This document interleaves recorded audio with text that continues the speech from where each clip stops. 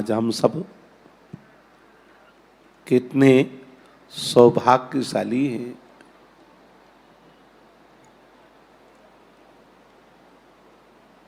साक्षात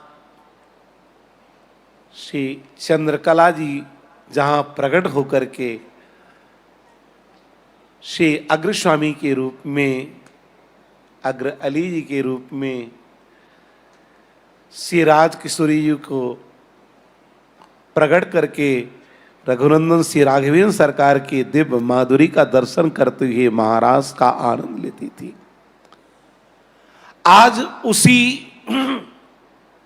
भूमि में हम सब बैठे हुए हैं।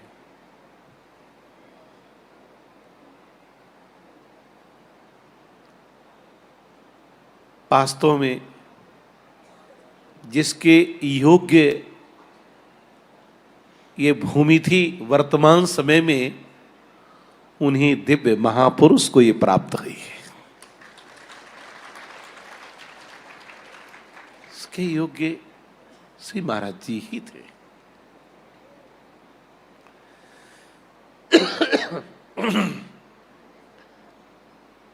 जे ज्ञान मान विमत ते नर भव भक्ति न आदरी, ते पाई सुर दुर्लभ पदाद परत हम देखत हरि। ज्ञानाधिक्य हो जाए इससे कोई मतलब नहीं है, आपके जीवन में भगवत रस कितना है इससे मतलब है।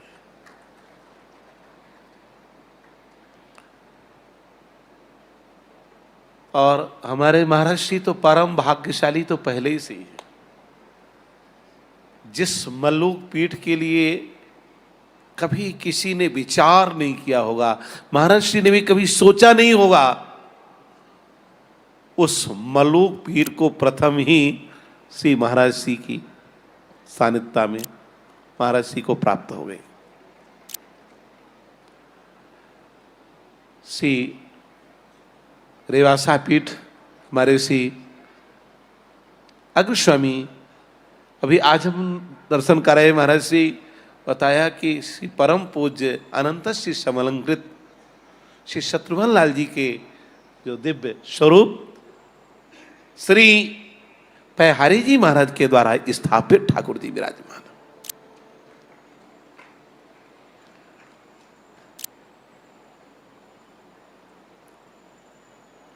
महर्षि में भक्ति ज्ञान वैराग्य तो है ही, महर्षि के अंदर दिव्य प्रेम का भी ज्वाजल्यमान स्वरूप दर्शन होता है। और हमारे श्री आचार्य इंद्रेश जी इतनी अल्प अवस्था में भारत में रसिक वक्ताओं के रूप में ख्याति प्राप्त की। वक्ता तो बहुत है, बड़े बड़े विद्वान वक्ता हैं, पर वाणी में रस नहीं है, भक्तों की रहनी नहीं है, तो उस कथा से कोई लाभ नहीं है। और इन्हें तो पैतृक संपत्ति प्राप्त हुई, भगवत रस की पैतृक संपत्ति। हमारे श्री धाम वृंदावन के वर्तमान समय के जितने भी वक्ताएं हैं, उनके सब के मुकुटमणि हमारे श्री ठाकुर जी है ना। और जब ये श्लोक की कड़ियों को छेड़ते हैं तो ऐसा लगता है कि मुख से ठाकुर जी बोल रहे हैं, है ना। इनकी कथा औरों के लायक नहीं है। श्री इंद्रेश जी की कथा वास्तव में केवल प्रेमियों के लायक है। भगवत रसिक, रसिक की बातें रसिक बिना को समझ सके ना।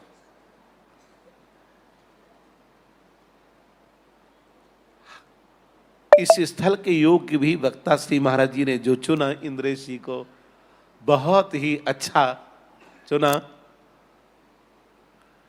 क्योंकि ये वह स्थल है जहां साक्षात श्री राम जी महाराज का दिव्य महारास हुआ है। रास में दुनिया की कोई आस न हो, रास में दुनिया की कोई आस न हो, एक श्री राम जी महाराज के रस को प्राप्त करने के लिए आस हो, यही है सबसे बड़ा दिव्य महारास, है ना। रकार में तो स्वयं राम जी महाराज हैं ही, रकारो रामचंद्र स्यात्, रकारो योगी नाम ध्येय।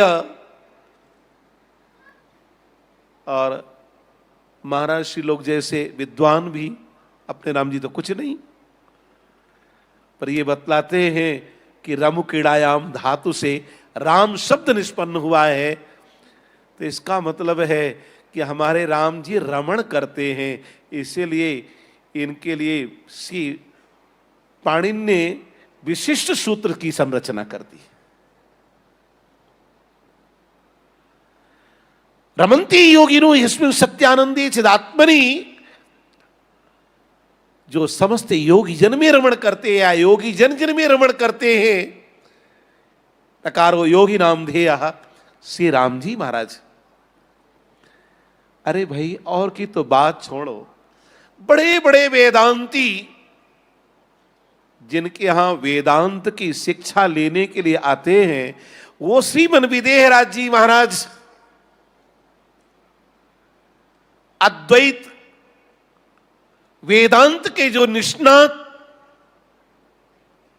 केवल मात्र सर्वम खल वृदम ब्रह्म नेनानास्त किंचित प्रज्ञानम ब्रह्म के विषय में जो जानने वाले हैं, आज वो जब रसस्वरूप रसिक शेखर, रसिक भूषण, रसिकेश्वर रघुनंदन श्री राम जी महाराज को देखते हैं, तो उनका सारा का सारा ब्रह्म ज्ञान धारा का धारा रह जाता है और प्रेमाद्वैत में परिवर्तित हो जाता है। कहने लग जाते हैं, ब्रह्म जो निगम नेति कही गावा, उभय बेस धरी की सुइयावा। सहज विराग, सहज विराग रूप मन मोरा, थकित होत जिमि चंद चकोरा। मेरा मन सहज बैरागी, विगतो रागा यस्सा विरागा, जो समस्त रागों से विगत हो चुका है।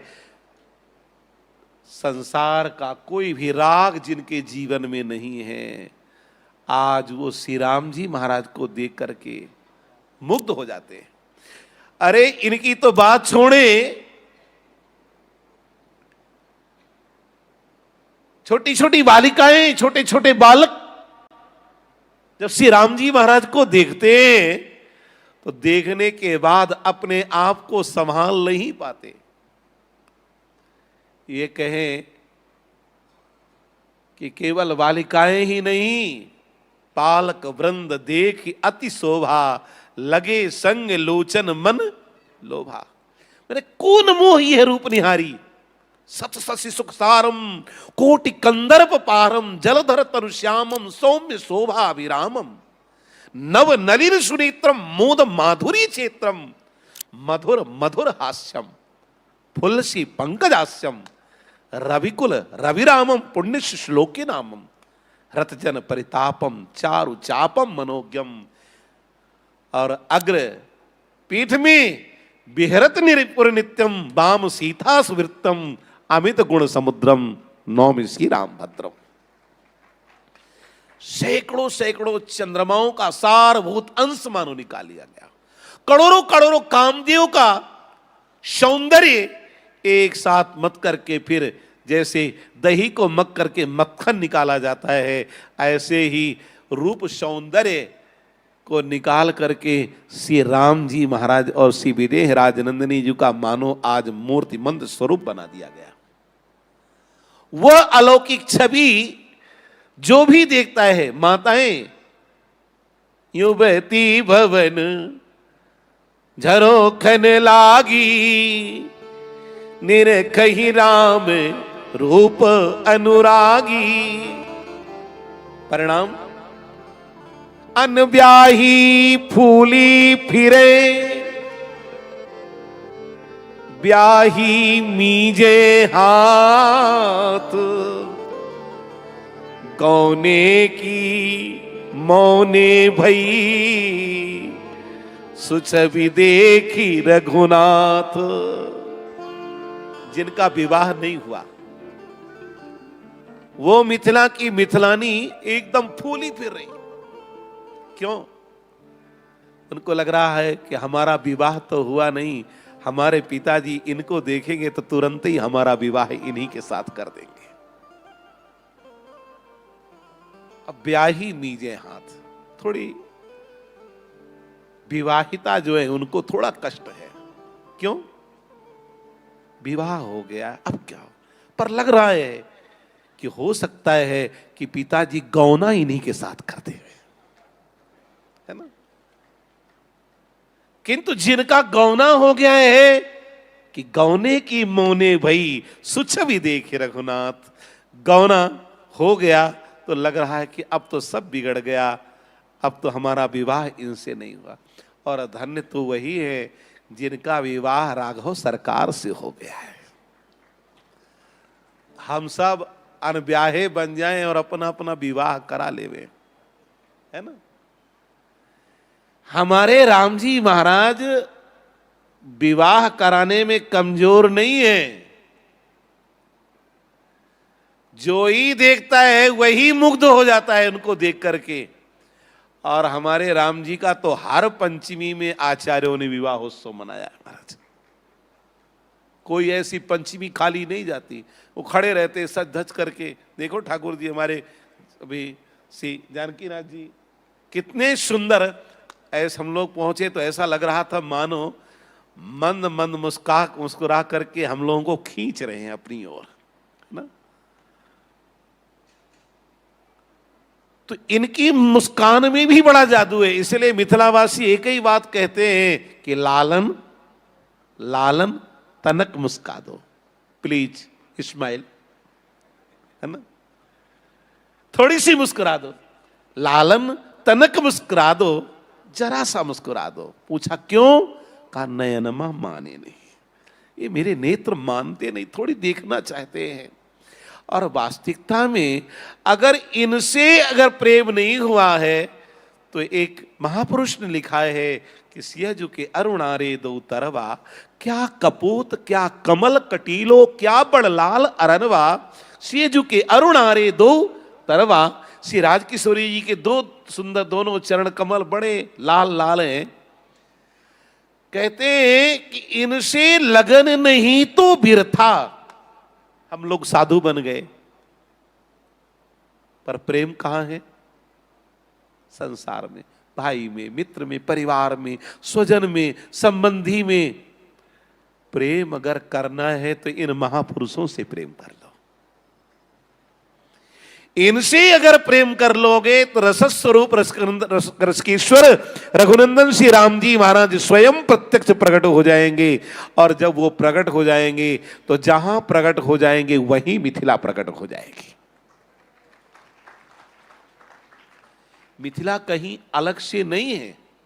मथनाथ इति मिथिला, मंथन करने से मिथिला। कौन सा मंथन? श्रीमन विदेहराज जी महाराज ने ऐसा मंथन किया, ऐसा मंथन किया। आदिशक्ति आह्लादनी शक्ति श्री राजकिशोरी जी का तो प्राकट्य हुआ ही, साक्षात पूर्णतम परब्रह्म परमात्मा रघुनंदन श्री राम जी का भी प्राकट्य हो गया। मिथिलावासी तो पूछते कभी कभी राम जी से कि सरकार आप कैसे चले आए। हमारे श्री जनक लली रस के रस बिन बोले पिए आयो जू, बिना बुलाए आ गए। श्री राम जी ने उत्तर दिया, सखियो कहाऊ कवन मकरंद मधुप हित भवर ही कौन बुलावे जू, है ना। क्या मकरंद रस का आस्वादन करने के लिए भौरे को बुलाना पड़ता है? वो लोग बुलाने की आवश्यकता नहीं है। ऐसे ही मिथिला में राम जी को बुलाना नहीं पड़ता है, अग्रपीठ में राम जी को बुलाना नहीं पड़ता है। अग्रपीठ में तो राम जी अपने आप ही दौड़े हुए चले आते हैं, क्योंकि उनकी तो एक ही बात है, मिथिलायाः परित्यज्य पादमेकं न गच्छति। मिथिला को छोड़ करके जैसे वृंदावनम परित्यज्य पादमेकं न गच्छति, ऐसे मिथिलावासी कहते हैं कि मिथिला को छोड़ करके नहीं गए। तो इसका मतलब है कि जब यहां दिव्य महारास हुआ, निकुंज रास, निमित्त निकुंज रास, है ना, नित्य रास, जब ठाकुर जी का यहां है तो अग्रपीठ को छोड़ करके ठाकुर जी कभी गए ही नहीं। जिसको भी रास का रसास्वादन करना है, रसो हैवायम लब्ध्वा आनंदी भवति, जिसके लिए कहा है रसो वैसा, उस रसो वैसा रसस्वरूप परमात्मा का अनुभव करना है तो हमको अग्रपीठ तो आना ही आना पड़ेगा। और ये तो रसिकाचार्यों की पीठ है। ठाकुर जी बैकुंठ में प्राप्त होवे चाहे ना होवे, साकेत में मिले या ना मिले, पर एक बात, ठाकुर जी अपने रसिकों के पीठ पर जरूर मिलते हैं।